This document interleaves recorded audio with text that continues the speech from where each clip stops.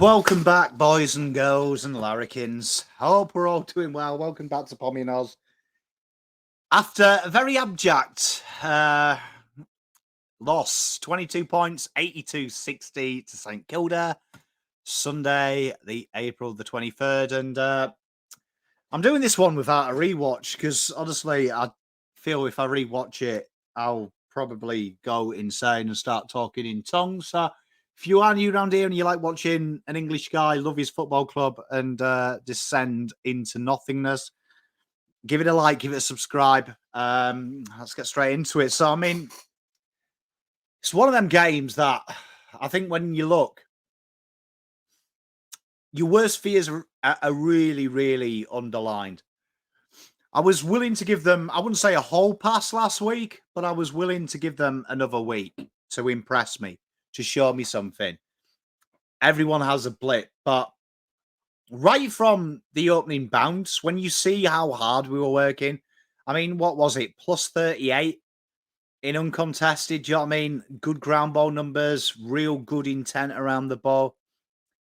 You saw quite quickly that we were 2 points ahead at the half and we were working incredibly hard for very little reward. And you've got to question how the boys come out and attack that game. And that falls on Voss. And I don't know how Ash Hansen gets away with it weekly, but his forward setup and the way these boys lead is just barbaric and poison, really. It's a poison to watch. Motlop and Durden need to be front and centre. They never are. But you look at how they move and that wing kick from exit, D50 doesn't, the entry to the corridor doesn't exist in D50. And you saw time and time again, Carlton's horrific entries with poor ball use and really arrogance, I think, at times. I do think it's a lot of arrogance. Just go straight through the corridor and hit Carlton on the counter. It was like a tennis game and they were feeding on it. And when you score 17 points from turnover, AFL average is 48. Kind of reads its same story, doesn't it? Kind of tells you everything you need to know. And you've got to question that tactic. That tactic there was take away the corridor, was slow it down, which is fantastic when you're playing a little chippy, tick-attacker type style of football. If you're a Geelong, if you're a West Coast in 2018, if you're a Fremantle, if you're a Carlton Football Club with the makeup of this list, the ball needs to be in motion quick, short, sharp, take away the issues with the kicking. And the whole game plan is set up for a team that I don't know if Voss is coaching in his mind, the Lions dynasty side. Maybe he is. But the truth hard matters of facts are these boys can't enact that game plan. And then when the pressure comes, and it was only a matter of time before St Kilda found their one wood, the pressure and the tackles came, them issues become even more apparent. And when you're asking these boys to kick 15, 20, 25 meters in traffic to moving targets, it's always going to end the way it did. And it really, really was apparent this week. And I look at myself and I say, we ask for endeavour. I kept saying, dare to win. The endeavour. Take the game on. Have a little bit of chutzpah about you. And you kind of see, like, I'm a big one for micro messaging. That linear messaging, that subtle messaging that you don't really see elsewhere. I think when you make them selections like you do with the limited after how poor they were last week, I think that tells you everything you need to know about the intrinsic motivation of this group. And I could be wrong, being known to be. But for me, there's obviously something there that they're not being punished for their mistakes because they're getting punished on the scoreboard. They're getting punished around the ground. But is there any accountability? Because some of these mistakes aren't even because they're poor kicks. The Harry kicking inside 50, that's just stupidity. Jesus, he did it twice. Stupidity. There's a saying in golf that you can know a really bad golfer is if he hits the same bad shot twice if you give him another ball. And our goal kicking is case in point. Cripps did it. Fish and Matt, Jesus did it. Harry did it. These guys are either too arrogant to learn or too self-important to have any standards. But the basic rudimentary standards, if you take away the game plan, is apparent in this list. And they're probably going to play Eagles next, and they're probably going to run them over, and everything will be okay. But this is something that we saw in the St Kilda game, and I remember being really concerned in my review on that one of, is this the Carlton that we're going to see? Slow, steady, methodical, because the writing's on the wall if that is the game plan. And it appears that this could be a large part of the game plan. And if he's trying to control the game with uncontrollable players, I'm a little bit concerned moving forward, because not many sides play a slow, methodical game plan in the AFL. And there's a reason. Teams are getting faster. When you've got 4 of your mids with over 30 touches, one a halfback this game, Blake Acres, he played a lot of halfback. I'd be expecting to see this side dominate. But the facts of the matter, they didn't. They didn't. And for me, where it counted around the ball, the will and the energy, the simplicity of their game plan is insane. And that back half, that fourth quarter, that third quarter, do you know what I mean? 5 out of 6 goals they kicked. Like, that's a huge risk for me. It's a huge risk because they could have run us over even more. Do you know what I mean? They kicked 9 points from 12 inside 50s in the fourth. That could have been a lot worse. And it shows what we're struggling with. We're struggling. This game plan is really holding these boys back because these boys need less time. And you saw the entries that did work were when they were quick, they were precise, they were to the point, they were overlapping handballs. This is a big thing for me. Why has Voss changed it? Because the side hasn't got any better at the things that you're thinking of. Do you know what I mean? They're not, they haven't got any better. We're becoming a real heavy kick side. And you look at that first half, like I say, that from a game management point, if you were making bets on what you were seeing in the game that you could do analytically, you would have been thinking, this is it. Carlton are going to go up a level. Carlton are going to run over the top of them. But for 2 points, and that is the case in point. When people talk about percentage, this is why. The game plan at the moment isn't conducive for us to run over a side because we have to work incredibly hard.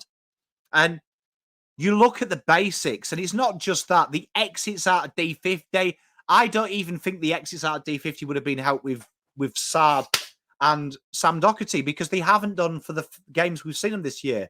It's a very slow, methodical way. When Harry's taking all them contested marks down there, you've got to be thankful he does because Carlton probably would have 2 inside 50s a game. But they're nothing inside 50s, and that ball use is abhorrent. And these boys have got to start going back to basics and going back to what they're good at. This game plan is stifling these players. And these players, all it takes is a little bit of stifling and they melt like butter outside on a 45-degree day. And you look at how much ball these boys had.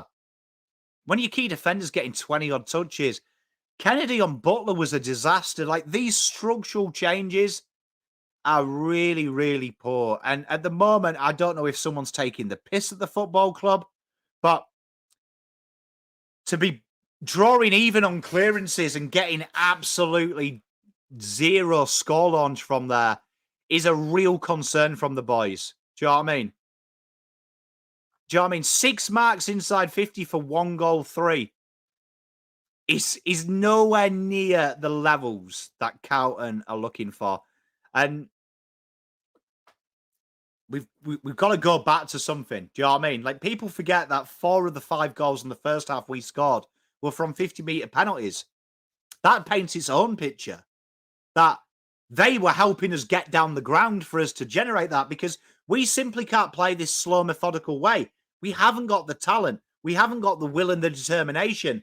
It worked well last year. And in my opinion, it started to change by about round 14. Carlton really started to do this. And this is what they've been working on the off-season. It's obvious now. And the fact that we have no dare and endeavour through the corridor, the fact that we don't have anyone that wants to set a standard at the club on and off the field or during the game even is really piss poor. And We're looking at selection this week because you've got a great opportunity to feed some people some games against a very weak as piss side. And Carlton should be looking at that. And you know what? I'm starting to get really concerned. Like, I will cheer hard and I will back them in and I will have faith because that's who I am and it's what I'm about. But someone needs to start asking the questions and someone needs to start showing the answers because we can't keep going on with this bollocks of we're proud of them at halftime and that fucking, they put in a couple of quarters and that turns us on. We can't do that anymore. And some statements have to be made. God bless Jesus, but do you know what I mean? Someone needs to make some examples of these players like Zach Fisher, remove them. They've played 100 games, set some standards at this football club, bring some of the younger blokes in. Even if they're not ready, I don't care anymore. But something has to be changed up. A little standard set. You saw Geelong roll the dice quite a bit when they were having their bad moments. We got to do something because we are owed better by this football club. The faith we've shown is the love. And it's time that they started loving themselves because the way that they use the ball today, I watch a lot of junior football. I've never seen junior football that bad. And that's just taking the game plan out of it. The game plan is dog shit. Absolutely woeful. What we've seen at Adelaide here, what we saw against Sydney in the preseason, piss poor. It ain't ever winning games because it invites way too much pressure on our poor facets. When you build a game plan, you have to build around your strengths. And we look even more slow because we're moving the ball slower. Kick mark. It's 90s football, and look at all the top sides. Someone at our football club this week needs to have a long, hard look about themselves and what they're about. Because last year we saw a brand building. Now our brand stands for mediocre again. And it is all over the place. It is really, really poor. It's way below the standard that we deserve and we expect. And more importantly, the players deserve and expect. And we need to go back to them basics. Short corridor movement. I don't mind getting dicked if you take the game on. But I draw the line fourth quarter. It was hard to believe we were 20 points down when we were taking time off the clock. That's go time.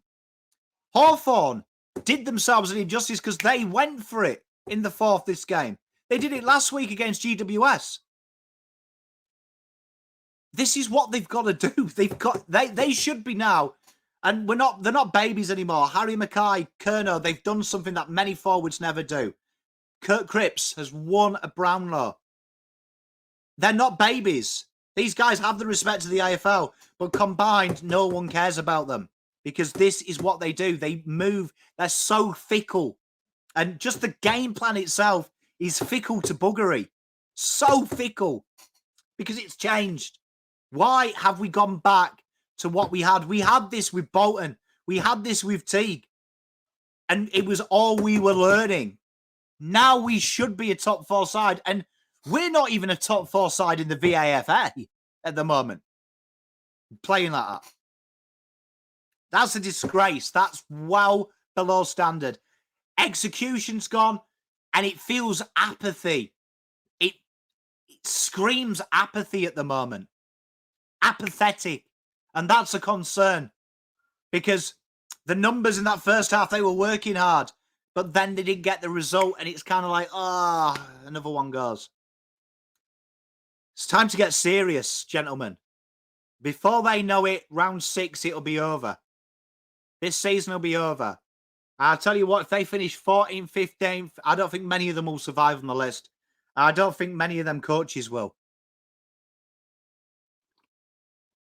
So hurt, ladies and gentlemen. So hurt.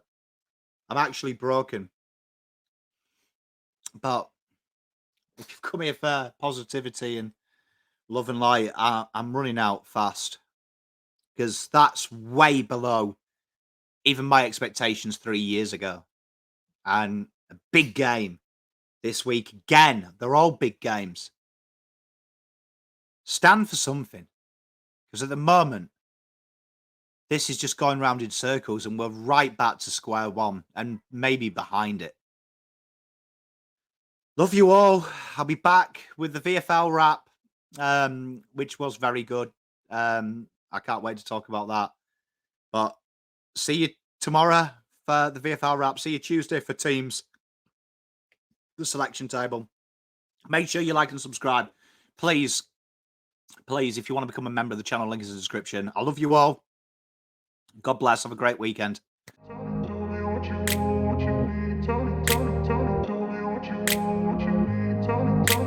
I grew up in a place where they told you what to chase, told you how to run the race. Every move was on the page, but I didn't like their way. Had to fight and misbehave, had to find a way to change, had to leave to find my way. Caught up in a daydream, I be in my mind.